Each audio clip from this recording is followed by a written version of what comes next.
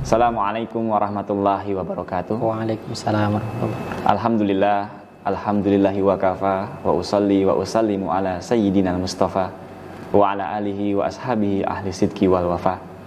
Asyhadu an la ilaha illallah al-malikul haqqul mubin wa asyhadu anna Muhammadan abduhu wa rasuluhu shadiqul wa'dil amin. Amma ba'du. Alhamdulillah, segala puji hanya milik Allah yang senantiasa memberikan kita nikmat iman, nikmat Islam, nikmat kesehatan jasmani dan rohani. Lagi-lagi Allah saat ini mempertemukan saya dengan Ustadz Mukhlis Hasbullah LC. Pada kesempatan kali ini kita akan berdiskusi dan akan menggali informasi tentang saudara muslim kita di Palestina.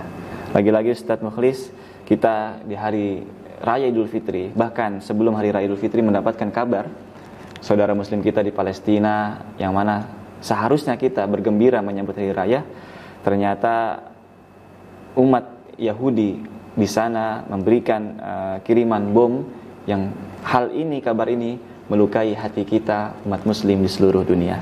Maka pada kesempatan kali ini alhamdulillah Ustadz Mukhlis Hasbullah LC akan memberikan informasi kepada kita tentang apa aja sih yang menyebabkan umat Yahudi ini, Israel ini ingin mengambil alih tanah Palestina, sejengkal demi sejengkal tanah Palestina ingin diambil, dan kemudian juga ketenangan ibadah umat muslim di sana itu seakan-akan diganggu dan tidak tenang.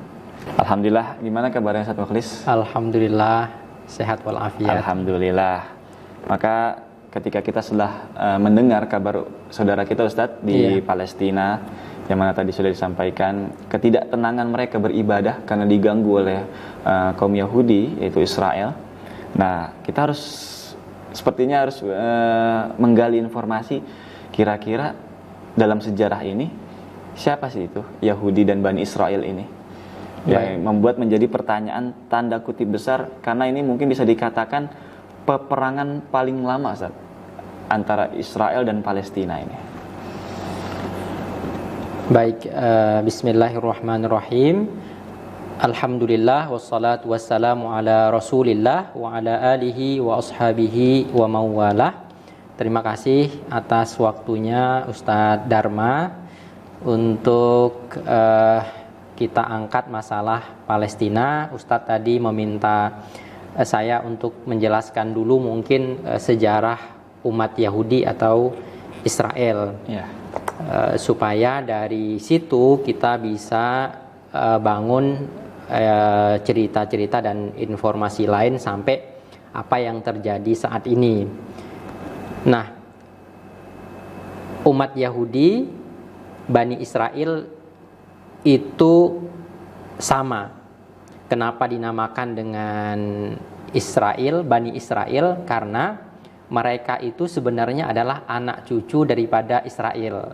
Siapa itu Israel? Israel adalah Nabi Yakub. Jadi Bani Israel atau anak-anak dari Israel adalah anak-anak Nabi Yakub.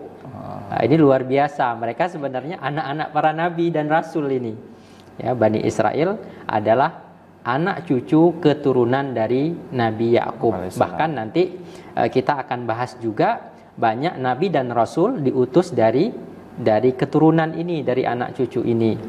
Jadi kalau dilihat zaman dahulu sebelum Islam datang, itu Bani Israel itu ya ada yang baik, ada yang tidak baik, ada yang beriman kepada Allah, ada yang tidak, bahkan diutus rasul dari golongan mereka. Maka Bani Israel ini artinya adalah anak cucu atau keturunan daripada Nabi Yakub, seperti itu. Dan mereka juga dikenal dengan Yahudi. Kenapa? Karena salah satu anak tertua Nabi Yakub bernama Yahuda. Nah, jadi nisbah kepada anak tertua dari Nabi Yakub. Berarti masih ada ikatan saudara dengan Nabi Yusuf alaihissalam. Betul. Jadi salah satu saudara Yusuf, anak tertua Nabi Yakub, bernama Yahuda. Itu salah satu penafsiran atau alasan kenapa dinamakan dengan Yahudi. Nah, jadi Nabi Yakub ini ayahnya adalah Nabi Ishak, Nabi juga dan Rasul. Nabi Ishak ayahnya itu Nabi Ibrahim, ya. Jadi ayahnya Nabi Yakub, ayahnya Bani Israel yang dinisbahkan Bani Israel itu adalah Nabi Ishak. Kemudian ayahnya juga Nabi Ishak itu bernama Ibrahim atau kakeknya Nabi Yakub. Nah, ini juga penting informasi ini karena dari jalur ini akan lahir nabi-nabi, termasuk nanti nabi akhir zaman Nabi Muhammad Shallallahu Alaihi Wasallam. Kembali kepada cerita tadi bahwa Nabi Yakub ini punya 12 anak. Ya, 12 anak, salah satunya adalah Nabi Yusuf. Dan di dalam Al-Qur'an diceritakan Nabi Yusuf ini idz qala li abihi ya abati inni ra'aitu ahada asyara kaukaba. Ra'aitu ahada asyara kaukaba, ya. Kemudian wasyamsa wal qamara ra'aituhum li sajidin dalam surat Yusuf ayat 100. Jadi diceritakan dalam Al-Qur'an kisah Nabi Yusuf ketika dia memberi informasi kepada ayahnya melihat 11 bintang, matahari dan bulan bersujud kepada Nabi Yusuf. Nah, Yusuf adalah anak yang cerdas, anak yang soleh dan seterusnya, sehingga disayangi oleh ayah ibunya, ya, oleh Nabi Yakub, dan ini menimbulkan kecemburuan dari saudara-saudara yang lain. Ya. Kebetulan istri Nabi Yakub itu ada 4. Ya, jadi 12 anak ini dari keempat istri ini, dan Yusuf sama saudaranya Benyamin yang paling kecil itu dari satu ibu, sehingga alasan Yusuf lebih pintar, lebih soleh, lebih disayangi sama ayahnya, ditambah lagi dari ibu yang berbeda, ini membuat kecemburuan daripada saudara-saudara yang lain. Setelah timbul kecemburuan dari saudara-saudara Yusuf, akhirnya mereka membuat sebuah skenario untuk membunuh Nabi Yusuf. Ya, macam-macam, ada yang menawarkan membunuh langsung dan lain sebagainya. Akhirnya mereka sepakat untuk membuang Yusuf ke dalam sebuah sumur. Jadi mereka bikin skenario untuk membunuh Yusuf dengan bilang dulu ke ayah mereka, Yakub, ini kita pengen ngajak Yusuf ini main-main, ya, ngajak jalan-jalan Yusuf, boleh nggak? Awalnya Nabi Yakub nggak membolehkan karena khawatir, apalagi setelah mendengar mimpi Nabi Yusuf. Nah, ini akan menjadi salah satu utusan Allah juga. Jadi Nabi Yakub awalnya nggak memberikan izin. Karena ada kekhawatiran itu. Tapi berulang kali saudara-saudaranya itu ngomong ke ayahnya, kasihan Yusuf sendiri di rumah main. Akhirnya luluh juga hati Yakub memberikan izin kepada saudara-saudaranya untuk membawa Yusuf bermain-main. Akhirnya mereka keluar.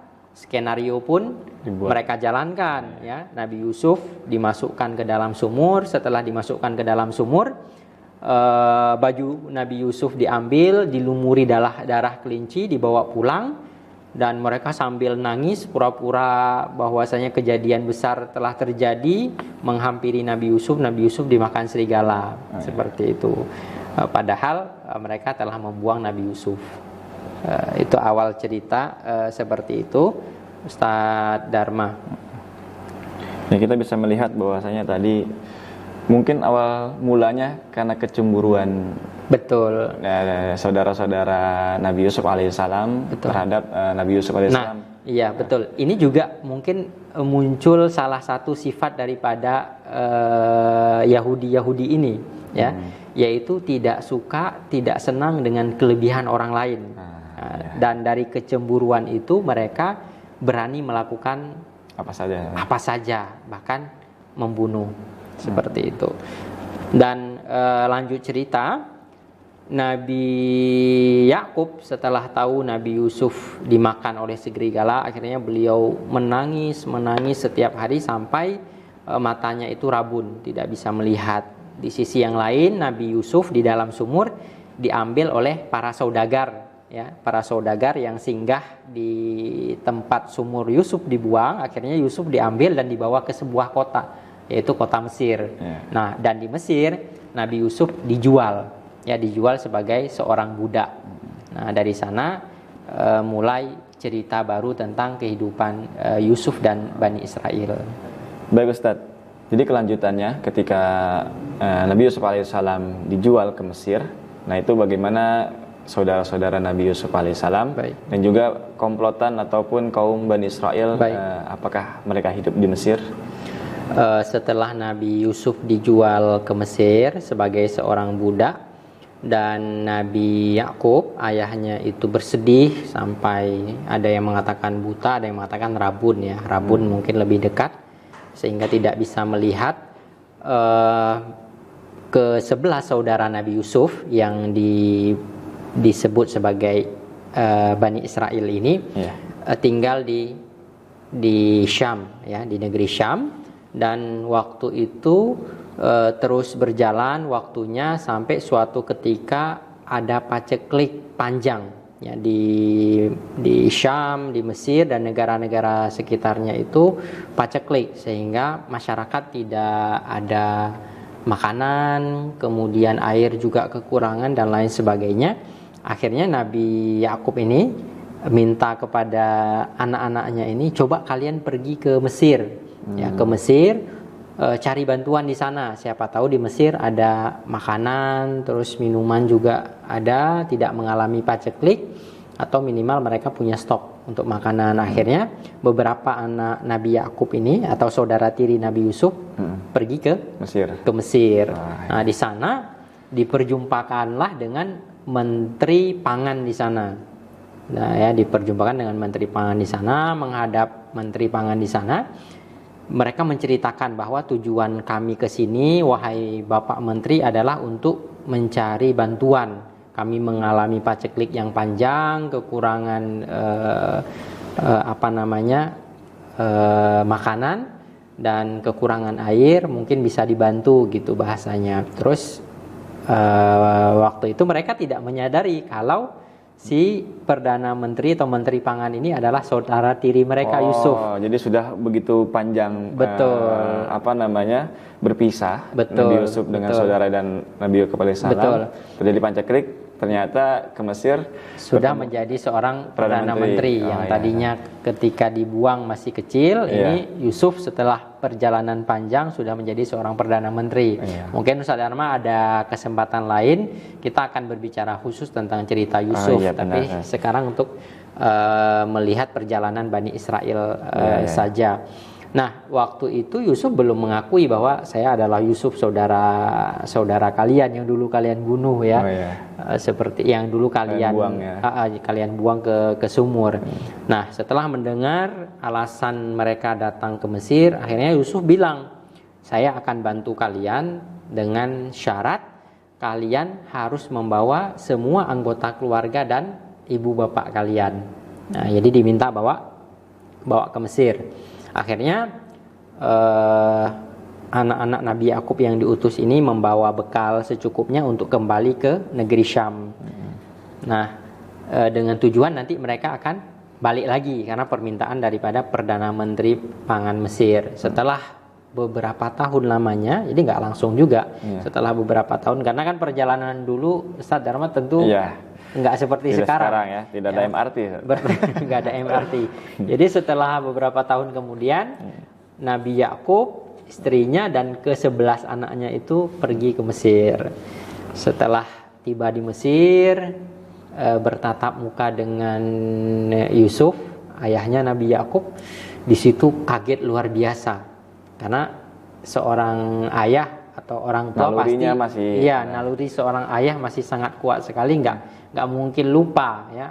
Wajah anaknya itu sangat kental sekali di pikiran, sampai dengan terharunya begitu juga dengan Nabi Yusuf. Akhirnya mereka bertemu di situ, bercerita dan lain sebagainya.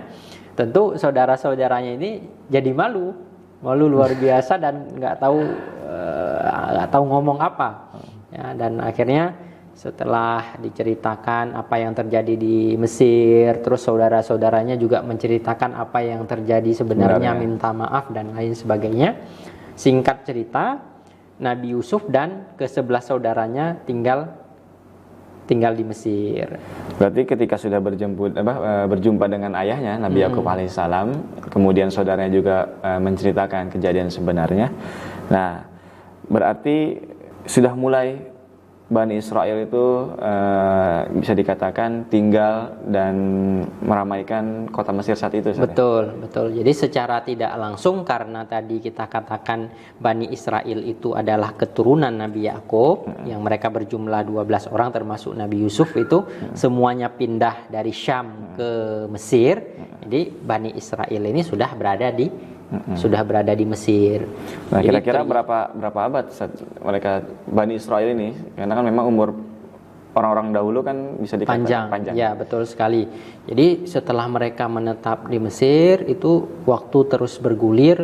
Dalam referensi sejarah disebutkan Bani Israel ini berada di Mesir itu selama 4 abad sampai saatnya Fir'aun ada dan Nabi Musa diutus oleh Allah Subhanahu wa taala untuk Bani Israel atau untuk kaum Yahudi. Nah, ketika kita mengetahui bahwasanya mereka Bani Israel berarti sekitar 4 abad ya. Iya. 400 tahun berarti ya. Iya, betul. 400 tahun. Nah, Mesir kan kita mungkin tidak asing lagi dengan kata Fir'aun, Ustaz. Betul. Apakah dalam 4 abad ini termasuk juga dengan ada kesinambungan atau sejarah Bani Israel dengan Firaun ini? Dengan Firaun, betul. Jadi antara Firaun, Nabi Musa dan Bani Israel ini ada cerita menarik di sini, karena selama 4 abad Bani Israel, anak cucu Yakub yang 12 orang itu di Mesir tinggal di sana, mereka ini selalu mendukung pemerintahan yang ada di Mesir pada masa itu. Dan kebetulan pemerintahan di Mesir pada kurun 4 abad itu dipimpin oleh kerajaan-kerajaan yang datang dari luar. Jadi bukan dari orang Mesir sendiri. Dan mereka mendukung kerajaan tersebut. Sehingga keberadaan Bani Israel di Mesir ini sangat nyaman karena dekat dengan pemerintahan, ya. Ketika berganti datang pemerintahan lain dari luar itu mereka juga ikut mendukung, membantu. Nah, Fir'aun ini dari kalangan Mesir. Oh, jadi asli Mesir? Ya, asli Mesir.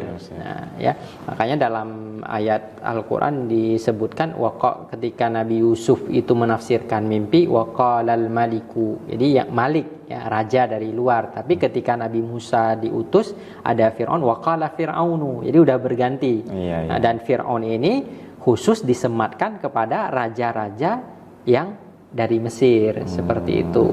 Nah, ketika Fir'aun ini menjadi raja Mesir, Bani Israel ini dijadikan budak.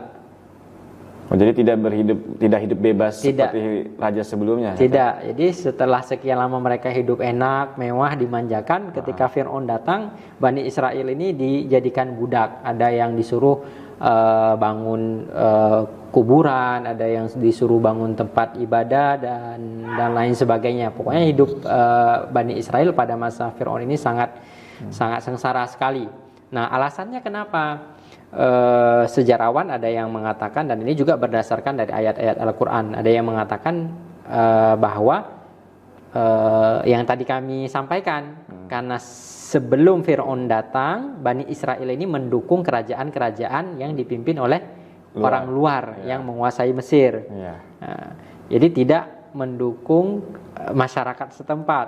Nah, akhirnya ketika Fir'aun memimpin yang dari Mesir sendiri, akhirnya balas dendam. Ada juga yang mengatakan, yang kedua, bahwa ketika Fir'aun memimpin Mesir itu, dia bermimpi. Dalam mimpinya itu ada seorang bayi yang akan lahir dari Bani Israel. Dan bayi itu ketika besar akan memporak-porandakan, menghancurkan kerajaan Fir'aun. Oh, mungkin ini antisipasi Fir'aun agar tidak dihancurkan, ya? Betul. Jadi dari mimpi itu Fir'aun ngambil kesimpulan, ini anak-anak dari Bani Israel, bayi-bayi ini ya harus dimusnahkan semuanya. Bayi ini yang dibunuh itu yang laki-laki? Yang laki-laki saja. Yang laki-laki saja. Akhirnya semua bayi dari Bani Israel yang laki-laki dibunuh oleh Fir'aun, dan yang dewasa itu diperbudak. Ya. Sampai dalam cerita disebutkan Siti Maryam, salah seorang yang juga dari kalangan Bani Israel, melahirkan seorang bayi. Dan bayi itu kemudian dikenal dengan Nabi Musa, dibuang karena ketakutan tadi. Kalau nggak dibuang, diambil. Dan qadarullah, dengan kehendak Allah Subhanahu wa taala, bayi itu dibuang ke Sungai Nil, akhirnya kebawa ke halaman istana Fir'aun. Seperti itu. Sampai di sana diambil oleh istrinya Asia, walaupun awalnya Fir'aun menolak, ya mungkin ya takut juga, khawatir juga, tapi ya ini semuanya atas kuasa Allah Subhanahu wa taala. Akhirnya diadopsi menjadi anak daripada Fir'aun, dan dia nggak sadar bahwa suatu saat ini akan menjadi musuhnya atau utusan Allah Subhanahu wa taala untuk mendakwah Fir'aun. Seperti itu, Ustaz Dharma. Oh iya. Jadi mungkin itu salah satu sejarah singkat, Ustaz, ya, tentang Bani Israel dengan kurun waktu 400 tahun atau 4 abad tinggal di Mesir sampai datang Fir'aun. Datang Fir'aunnya itu ya. Dan waktu itu Nabi Musa belum diutus kan? Belum diutus. Jadi Musa masih kecil. Nah, lanjut mungkin sedikit, Ustadz. Nabi Musa tinggal di istana sampai remaja. Nah, ketika remaja beliau itu membunuh seseorang, orang Mesir.